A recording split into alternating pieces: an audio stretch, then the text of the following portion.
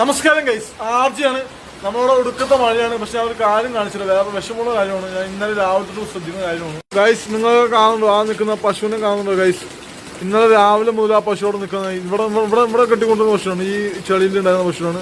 അവരിപ്പോൾ ഇന്ന് രാവിലെ ഒന്ന് അങ്ങോട്ടാക്കി അതിനെ വീട്ടിൽ പോലും കൊണ്ടിട്ടുള്ള ഗൈസ്. അതിനെ തൊഴുത്തിൽ പോലും ആക്കിയില്ല. രാത്രി പോലും ഇവിടെ നിൽക്കുമായിരുന്നു ഗൈസ്. ഇരിക്കാൻ പോലും കിടക്കാൻ പോലും വയ്യാതെ. അത് പ്രഗ്നൻ്റ് ആണ്.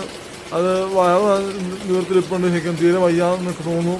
ഇന്നലെയൊക്കെ ഭയങ്കരമായിട്ട് അത് അലറലായിരുന്നു പശുവിൻ്റെ. അതിൻ്റെ അലറൽ കേൾക്കുമ്പോൾ നോക്കുന്ന സങ്കടമോ കഴിച്ച് നിങ്ങൾ കാണുന്നുണ്ടോ? രാത്രി മുതൽ വെയിലും മഴയും കൊണ്ട് ഇന്നലെ പകൽ തൊട്ട് ഇവിടെ തന്നെ ഇരിപ്പാണ്. അതിനൊരു തൊഴിലില്ലാന്ന് തോന്നുന്നു. അല്ലെങ്കിൽ പുള്ളി കൊണ്ടുപോകേണ്ടതാണ്. ഇന്നലെ രാത്രി ഞാൻ ജനലിൽ കൂടെ നോക്കിയപ്പോൾ സങ്കടമായി പോയി കഴിച്ച്. അതിന് നിൽപ്പായിരുന്നു. കിടക്കാനോ ഇരിക്കാനോ പറ്റാത്ത അവസ്ഥയിൽ അത് നിൽപ്പായിരുന്നു. രാത്രി ഫുള്ള് നിൽപ്പായിരുന്നു. ഇപ്പോഴും രാവിലെ അത് നിൽപ്പാണ്. ശരിക്കും പറഞ്ഞാൽ തൊഴുത്തിലാക്കി പുല്ലരിഞ്ഞുകൊണ്ട് കൊടുക്കേണ്ട സമയമാണ്. പ്രഗ്നൻ്റ് ആണ്.